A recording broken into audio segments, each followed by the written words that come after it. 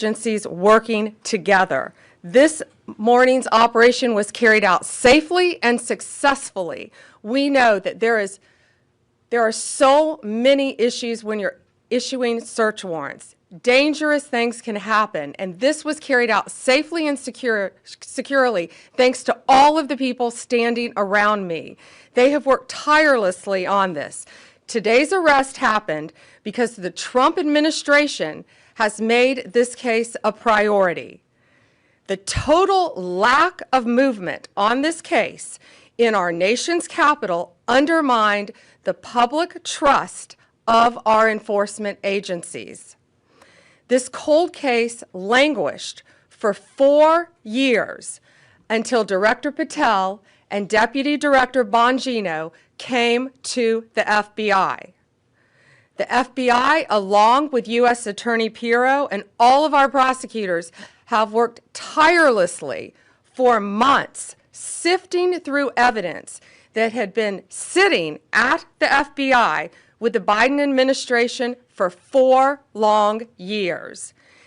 Let me be clear, there was no new tip, there was no new witness, just good, diligent police work and prosecutorial work, working as a team along with ATF, Capitol Police, Metropolitan Police Department, and of course, the FBI.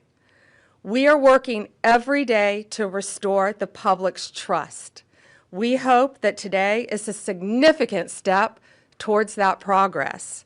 We'll share more information when we can and when it unfolds.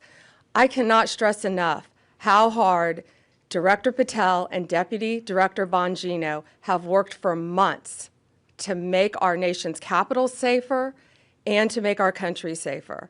I'd like to introduce now Director Patel. Thank you, General. When you attack American citizens, when you attack our institutions of legislation, when you attack our nation's capital, you attack the very being of our way of life. And this FBI and this Department of Justice stand here to tell you that we will always refute it and combat it. We will provide the safest country the nation has ever seen under President Trump's leadership here. And that's what we did here today with great resolve on a case of massive public importance, as it should be. An individual who is now alleged to have placed multiple explosive devices to blow up multiple people and multiple officials, innocent civilians, is now arrested thanks to the brave men and women of the FBI and the interagency. I want to take a moment to thank the Metropolitan Police Department, the United States Capitol Police, our brave prosecutors, the Department of Justice, and our leader, Attorney General Pam Bondi, and U.S. Attorney Jeanine Pirro, whose relentless work on this case made this possible. As the Attorney General said, we did not discover any new information.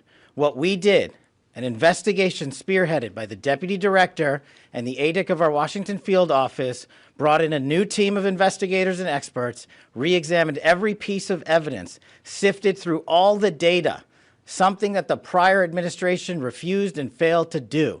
As a result of that, we generated numerous investigative leads, executed multiple legal process with our U.S. attorney partners, and came to this conclusion today. And that is why we were able to safely secure this individual into custody. Remember, we are dealing with an individual who is alleged to have made bombs. We cannot do this sort of takedown in haste because it endangers the lives of law enforcement. And this FBI will never allow the lives of law enforcement and our prosecutors to be put in jeopardy. This execution was flawless in terms of teamwork, resilience, and just a good old-fashioned way of police getting the job done. When you let good cops be cops, this is what happens. I'm eternally grateful to the team behind me, to the leadership at the FBI who made this possible. But I do want to highlight, when I introduced the deputy, he made this case and so many others, including Summer Heat, his priority to come in here and solve it for the American people. And today, I'm proud to stand here before you and say, we solved it. He will have his day in court. The American public and the world will learn even more information through the legal process. As we have committed under this Attorney General, we are the most transparent law enforcement operation in U.S. history, but we are also going to make sure accountability is delivered to its fullest extent, and that happens in the courts of law. with our U.S. attorneys and our prosecutors. So we will divulge information when it is prudent and constitutionally permissible, while upholding the safeguards of this case to make sure that the people that this individual intended to victimize get the accountability they deserve, and most importantly, to deliver on President Trump's promise to secure our nation's capital and the rest of the cities in this country, to make sure that Americans are allowed to go out free and securely in their neighborhoods, and that people around the world are allowed to visit our nation's capital, and they now have that trust thanks to the leadership of the FBI, the Washington Field Office, and I'm honored now to introduce to you Deputy Director Bongino, who spearheaded this investigation. Thank you all for being here for this critical investigation we've been working on for a very long time. We deeply appreciate it. Thank you for the kind words, Attorney General and Director. I appreciate it. Folks, this is what it's like when you work for a president who tells you to go get the bad guys and stop focusing on other extraneous things not related to law enforcement. This is what happens. We had a great team. I know it's said a lot in this business. It was a team effort. It becomes cliche, but cliches are useful for a reason because they matter. And this was a team effort. The Director and the Attorney General emphasized that it was not a new public tip this came from. This was our internal work at the FBI. And I want to just really express my sincere gratitude to this Attorney General and this President for allowing us the latitude. I spoke with Ms. Bondi very early when we, maybe day 2, and I said, we're going to get this guy. And she said, yes, you are. And we did. I want to also thank, he's not here, but Deputy Attorney General Todd Blanche, who we deal with often as well, who could not have been more supportive. Whatever process we need, Judge Janine, Todd, and Attorney General Bondi, they were there. All you had to do, they were a phone call away. And their team was amazing. We actually never had to make that phone call because they were always responsive. And thank you, Judge, as well. You were amazing. Folks, you're not going to walk into our capital city, put down 2 explosive devices, and walk off in the sunset. Not going to happen. We were going to track this person to the end of the earth. There was no way he was getting away. Well, we didn't have to track him to the end of the earth. It wound up in Woodbridge, Virginia. I want to thank the team. They were amazing. They never let this go. Again, Attorney General Bondi, for your incredible support. Director Patel, Judge, I know they're giving me a lot of unnecessary credit, but make no mistake, they were intimately involved in this and were there for all of those supportive mechanisms, and I deeply appreciate it. The man whose team did the work is the Assistant Director in charge of our Washington Field Office, Darren Cox. Darren's got some comments, and Darren has some more details on the case he can provide. So thank you all for coming. We appreciate it. Hi, good afternoon. I'm Darren Cox. I'm the Assistant Director in charge of the Washington Field Office. Today's arrest of the alleged D.C. pipe bomber is a momentous day for the American public, for the FBI, for our Joint Terrorism Task Force, or the JTTF, and our partners, the U.S. Capitol Police, Metropolitan Police Department, and ATF. We've also had a large number of other federal, state, and local departments that have worked on this investigation. And last but not least, the U.S. Attorney's Office. We all worked hand in hand to solve this investigation. This has been a long week in D.C. After the terrorist attack last week, the grit and determination of the FBI and our law enforcement partners is an example to the American public of what cooperation, partnership, and selfless service can accomplish. The amount of effort the FBI and our partners devoted to identifying the pipe bomber cannot be overstated. It is the resolve and determination of our investigators that ultimately led to the identification and the arrest of this suspect. We all know pipe bombs are dangerous, not because of the potential loss of life, damage to property, or injury that they can cause, but also because they are tools that terrorize our community. Fortunately, these bombs did not explode, although they certainly could have.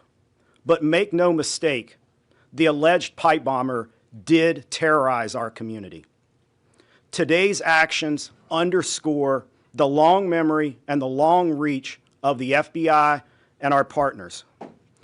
I know some people had given up on finding the perpetrator, but not the FBI and not our partners. We do not forget, we do not give up, and we do not relent. Though it had been nearly 5 years, our team continued to churn through massive amounts of data and tips that we used to identify this suspect. I want to thank Director Patel and Deputy Director Bongino for their leadership and for providing us the resources and the personnel to reevaluate all of the data that we had. We dove into more than 3 million lines of data to come up with this suspect. Director Patel, Deputy Director Bongino, thank you for your support, thank you for your passion, and thank you for your investment in this investigation. From me, on behalf of the investigators, the Washington Field Office, and all of our partners, thank you. I'd also like to thank Judge Pirro. Judge, your team and you are absolutely amazing. You're the type of prosecutors and U.S. attorney that all of the investigators across the country want to work with. They're hard-nosed and they're aggressive, and thank you for that. I'd also like to thank the American public for providing tips and leads, not just on this case, but every day on cases across the country that are being solved by law enforcement. And finally, I want to commend all of the members of the Washington Field Office, and most specifically, the investigative team. Their diligence and persistence led to this arrest today, and they are absolutely, totally dedicated not only to this case, but every case they work. So thank you, Washington Field Office. Last, I will say our work is not done.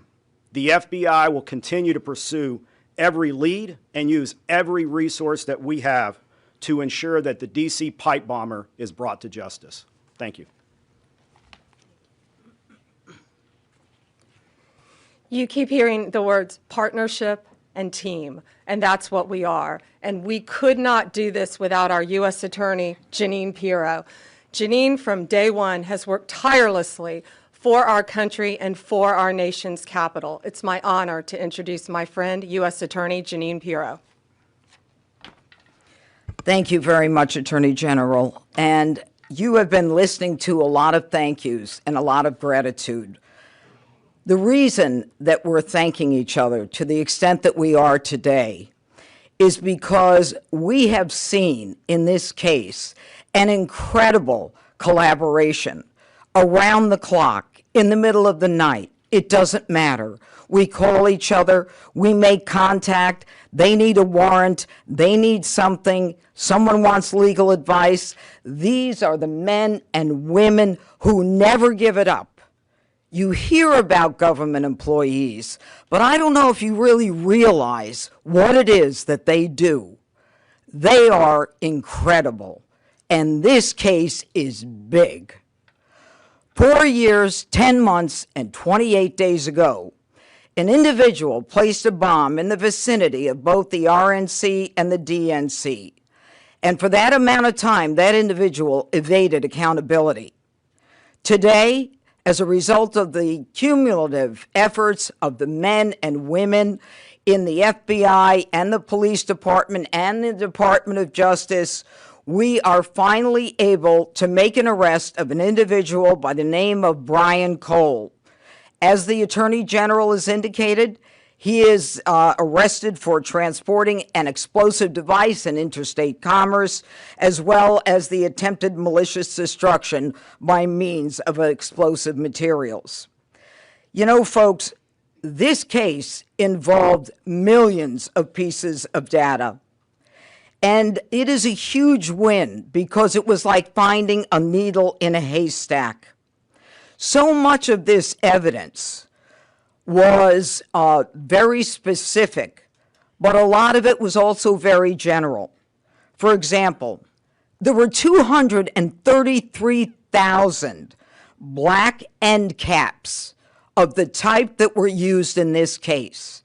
I want you to think about the fact that the FBI had to go through the sale of every one of them to try to find commonality with an individual, along with the purchase of the pipe itself, the cap ends, the wires, the steel, and the 9-volt batteries. Every one of those had to be mined and remined to the point where we were able to then connect. And make no mistake, it was this administration, it was this president who made the decision that we were going to use all of our efforts to get it done, and get it done they did. Finally, let me say this. Today begins the formal process of accountability, where this defendant will begin his journey through the criminal justice system. And I pledge to you that the United States Attorney's Office will take this case across the finish line. Again, thank you to the incredible work of the FBI, to the Attorney General, and to our local partners as well. This is a job that I think was well done. Thank you. President Trump's directive to all of us was to not only make America safe again, but D.C., and to make it safe and beautiful. We could not have done that without our partnership with Mayor Bowser and Chief Smith. It is my honor to introduce Metropolitan Police Department Chief Smith. Good afternoon, and thank you, everyone. I am Chief Pamela Smith, Chief of Police of the Metropolitan Police Department. Thank you, Attorney General Bondi, U.S. Attorney Jeanine Pirro, and FBI Director Patel for having me here today. For nearly 5 years, the agencies standing here today have worked together under the leadership of the FBI to locate our suspect who is responsible for the 2 pipe bombs that were placed around our city. MPD members assigned to the FBI's Joint Terrorism Task Force have supported this case from the beginning. That supports include looking, reviewing, and going through countless, probably thousands of hours of CCTV footage from around the DNC and RNC headquarters, and they followed up on hundreds and thousands of leads from members of our communities. What I will say today is that Washingtonians can rest easier today knowing that the suspect responsible for this act is now in custody. This morning's arrest is yet another reminder that committing any act with the intention of harming the residents and visitors of the District of Columbia will result in your arrest.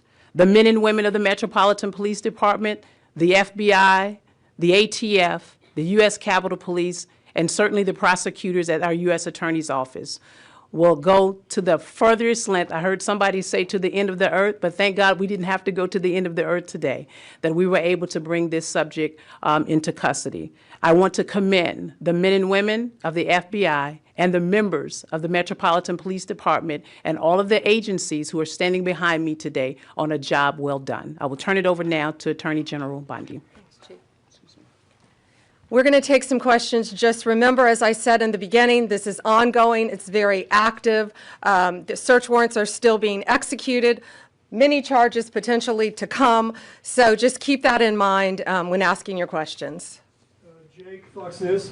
So you said it had been nearly 5 years, we all know that, and that you said there have been no new evidence. So can you say anything about the evidence that actually did lead to this arrest? And then secondarily, you're talking about additional charges possibly. Can you say what those you might be considering, or terrorism charges, or what? We can't discuss new charges, of course, yet, ongoing. But what I will say is this is why this was so incredibly important, more than any other case, is this is in our nation's capital where this happened. And now, thanks to the FBI, we know that this defendant was living just miles away from here in Virginia. So as to the evidence in the case, I'm going to let Director Patel take that, but it's still very active and very ongoing. Thank you, General. And as I stated earlier, and as the General has already reiterated, our job is to provide full accountability in the court of law with Judge Pirro's team. And in order to do that, we have to preserve the chain of custody and evidentiary value. What I will say generally is that when you go through 3 million lines of information, y'all can think about the amount of cell phone data that has to be ingested and triangulated and dumped and received. You also have to think of just sheer human ingenuity. We brought in a team of experts who were the best at what they do in their specific fields to reevaluate that evidence, to dive back in, and to not come back with a no for an answer until they had found the suspect. And when you develop evidence, you get a search warrant. And when you get a search warrant, you get an address. And when you get an address, you hit the house. And that's what we did. Sadie, Wall Street Journal. Hi there. So what can you tell us about this person's motivations and whether they were driven by politics or for any other reason why? Right now, it's ongoing. Again, we just executed the search warrant early this morning. It's ongoing. But America's safer, DC's safer because he's in custody. Mary Margaret, Daily Wire. Thank you so much. So, any theory on why Kamala Harris has never mentioned coming within 20 feet of being assassinated, and any news on why her Secret Service team took so long to find this bomb at the DNC? No, but what I will tell you is that evidence has been sitting there collecting dust. This wasn't a new tip. It wasn't some new evidence. It was the hard work of President Trump's administration, Deputy Director Bongino and Director Patel. I watched them from day one come in here and say, we are going to solve this crime. And they did, working hand in hand with U.S. Attorney Pirro and all of our great attorneys. Pierre, ABC. General Bondi, Director Patel, or Deputy Director Bongino, can you describe, was there a particular moment where the evidence is coming in and it's starting to look like progress is being made? What was the moment that you knew that you were on the road to solving the case? Dan, you want to take that? Yeah, sure.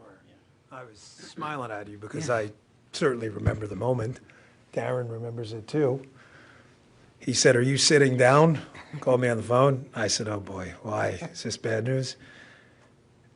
And he said, "I think we got him." What exactly that tip was, we're going to have to pass on that for right now while we're still, obviously we're in the prologue of a long book. This is just the beginning.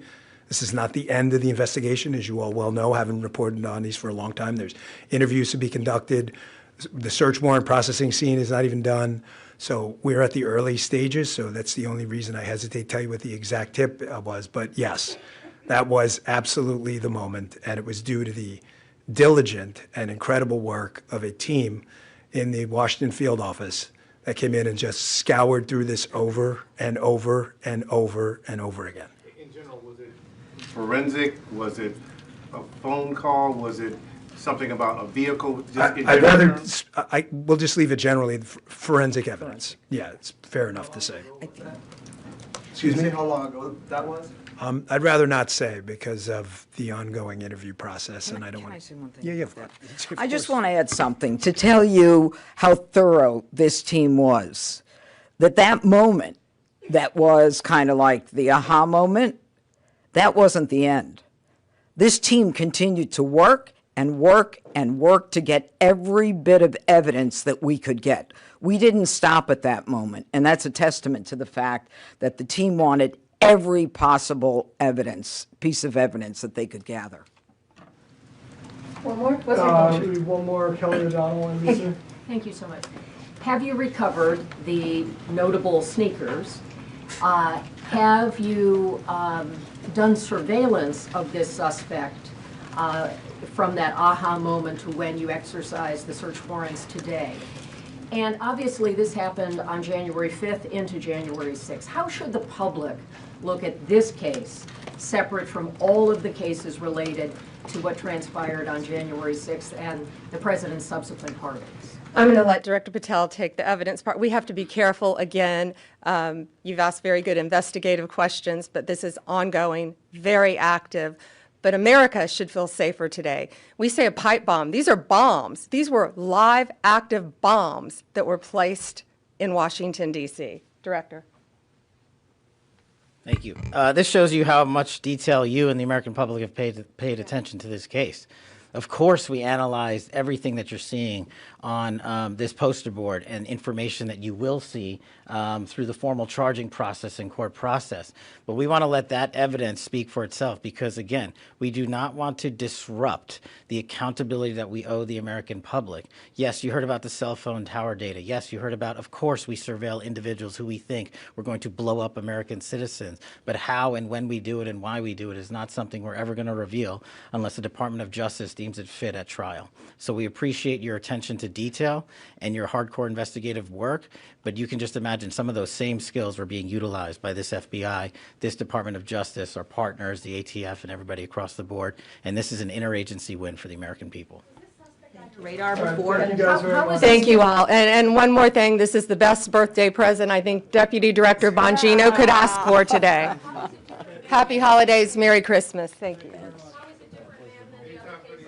We're sitting down. Yes, I was sitting down.